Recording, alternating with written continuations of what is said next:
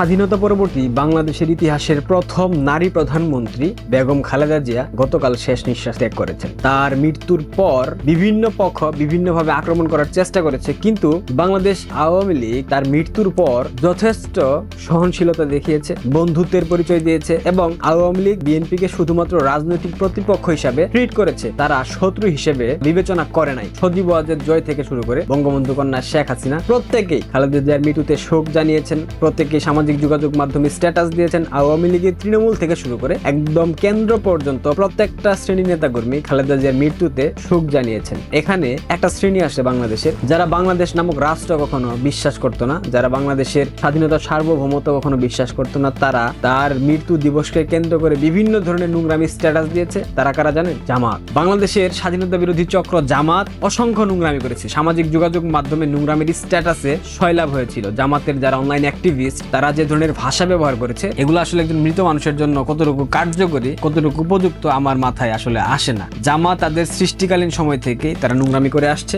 এখনো সেই নোংরামি অব্যাহত রেখেছে। বেগম জিয়া, তাকে নিয়ে অনেক তর্ক বিতর্কের জায়গা আছে, অবশ্যই থাকা উচিত, একজন রাজনৈতিক নেতা হিসেবে সেটা থাকবে, কিন্তু বাংলাদেশের ইতিহাসের প্রথম নারী প্রধানমন্ত্রী বেগম খালেদা জিয়া, এটা কিন্তু আপনাকে মানতে হবে, আপনাদের সবাইকে এটা স্বীকার করতে হবে। এবং স্বৈরাচার বিরোধী আন্দোলনে বেগম জিয়ার অবদান কখনোই ভুলার নয়। 80 দশকে বাংলাদেশে গণতন্ত্র প্রতিষ্ঠার যে লড়াই ছিল, সেই লড়াইয়ে বঙ্গবন্ধু কন্যা শেখ হাসিনা যেমন ভূমিকা রেখেছিলেন, ঠিক তেমনি ভাবে খালেদা জিয়ার একটা বিশাল ভূমিকা ছিল, একথাও আমরা কেউ অস্বীকার করতে পারবো না। বেগম খালেদা জিয়ার মৃত্যু হয়েছে স্বাভাবিক মৃত্যু, বার্ধক্যজনিত মৃত্যু এবং সম্মানজনক মৃত্যু। প্রকৃতি এমন একটা সময় তার মৃত্যু নির্ধারণ করেছেন, যে সময়টিতে তার সারা জীবনের যে কর্ম, তার সারা জীবনের যে অর্জন, সেই অর্জনের রাষ্ট্রীয় স্বীকৃতি, রাজনৈতিক স্বীকৃতি এবং প্রাকৃতিক স্বীকৃতির একটা সন্ধিক্ষণ রচনা হয়েছে ডিসেম্বর মাসের এই সময়টিতে। বোঝার চেষ্টা করুন যে বেগম খালেদা জিয়া যদি আজ থেকে 2 বছর আগে ইন্তেকাল করতেন, তাহলে তার মৃত্যুর পরে তার যে শেষকৃত্য, এটা কেমন হতো? নিঃসন্দেহে আজকের মতো হতো না। 2 নম্বর হলো যে তার মৃত্যুর পূর্বক্ষণে তিনি দেশ এবং বিদেশের চিকিৎসা সেবা পেয়েছেন, তার প্রিয়জনদেরকে তিনি পেয়েছেন কাছে, তার সন্তান, তার নাতি, তার পুত্রবধূ, সবাইকে তিনি কাছে পেয়েছেন।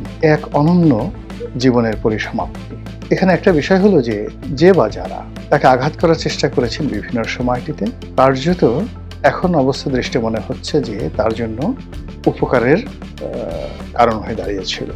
যেমন তিনি যখন জেলে গেলেন, তার এই যে জীবিত কিন্তু তিনি জেলে আছেন, এই সময়টিতে নেতাকর্মীদের মধ্যে, বিএনপি নেতাকর্মীদের মধ্যে যে বন্ধন তৈরি হয়েছিল, যে মহব্বত তৈরি হয়েছিল, সেটি এখন বিএনপি তার সুফল পাচ্ছে। তার অবর্তমানে তার সন্তান যেভাবে নেতৃত্বে এগিয়ে এসেছিল এবং তার কোনো ওয়ে ছিল না। তিনি যতদিন বাইরে ছিলেন তখন হয়তো তারেক রহমান সাহেবের নেতৃত্ব 30% ছিল দলের উপর, কিন্তু যেই মুহূর্তে তিনি জেলে গেলেন তখন তারেক রহমান সাহেবের নেতৃত্ব চলে এলো 95%।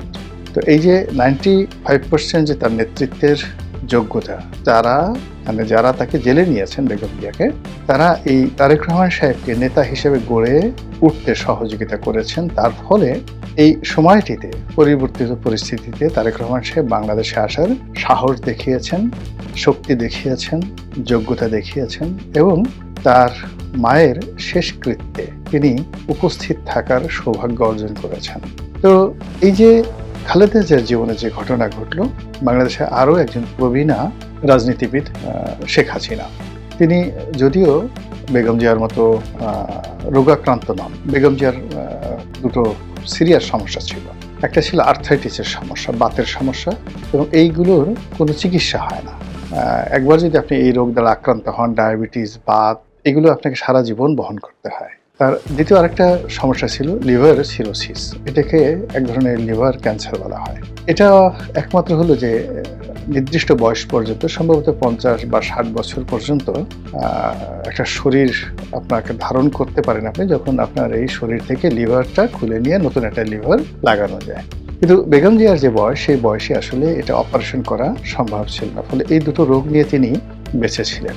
তো সেই অর্থে শেখ হাসিনার কার্যত এরকম কোনো দৃশ্যমান রোগ আছে আমরা জানি না। তিনি এখনো শক্তিশালী, সামর্থ্যবান। যে দুর্ভোগ এবং দুর্দশা খালেদা জিয়ার জীবনে ছিল, সেই দুর্ভোগ এবং দুর্দশা এখন শেখ হাসিনাকে তাড়া করছে। এবং সেই দুর্ভোগ দুর্দশা যখন কেটে গেছে খালেদা জিয়ার, ঠিক সেই সময় শরীর তার সাথে বিট্রে করে বসেছে এবং তিনি প্রকৃতির ডাকে সাড়া দিয়েছেন, যেটি শেখ হাসিনার জন্য অনিবার্য। তো যেটা বলছিলাম যে বেগম খালেদা জিয়ার অবর্তমান, যেভাবে বিএনপির নেতৃত্ব প্রতিষ্ঠিত হয়েছে দেশে এবং দেশের বাইরে, শেখ হাসিনার অবর্তমানে সেই নেতৃত্বটি কি আওয়ামী লীগের মধ্যে প্রতিষ্ঠিত হচ্ছে? এর কারণটা হলো যে আমাদের এই দেশের, আমি যতটুকু রাজনীতি বোঝার চেষ্টা করেছি, 1970 সাল থেকেই আওয়ামী লীগের বিরুদ্ধে অনেকগুলো রাজনৈতিক দল দাঁড়ানোর চেষ্টা করেছে। এর মধ্যে আওয়ামী লীগের যারা সবচেয়ে জুয়েল, ছাত্রলীগের সবচেয়ে জুয়েল, তারা জাসদ করার চেষ্টা করেছে, বাসদ করার চেষ্টা করেছে, তারপর তারা গণফোরাম করার চেষ্টা করেছে, কৃষক শ্রমিক পার্টি করার চেষ্টা করেছে কাদের সিদ্দিকের নেতৃত্বে, তারপর বাকশাল আব্দুর রাজ্জাক সাহেবের নেতৃত্বে বাকশাল করার চেষ্টা করেছে, আরো অনেক একাগারের সময় সেই সংস্কারবাদী আওয়ামী লীগ করার চেষ্টা করেছে। কিন্তু আওয়ামী লীগের বাইরে কোনো দল করা যায়। একইভাবে বিএনপি বহুবার ভেঙেছে, বহু লোক গিয়েছে, তৃণমূল, বিএনপি, তারপর এসেছে জনতা দল, আরো কত দল, কিন্তু বিএনপির বাইরে নেওয়া যায়নি। জিয়া পরিবারের বাইরে, শেখ পরিবারের বাইরে রাজনীতি নেওয়ার বহু চেষ্টা হয়েছে, এখনো হচ্ছে, কিন্তু কোনো অবস্থাতেই হালে পানি পাচ্ছে না। আমাদের দেশের প্রকৃতি এবং পরিবেশ কেন জানি এই পারিবারিক ট্র্যাডিশন এবং এই দুটো দলের রাজনীতির মধ্যে তারা যাকে বলা হয় নিজেদেরকে কেন্দ্রীভূত করে ফেলেছে।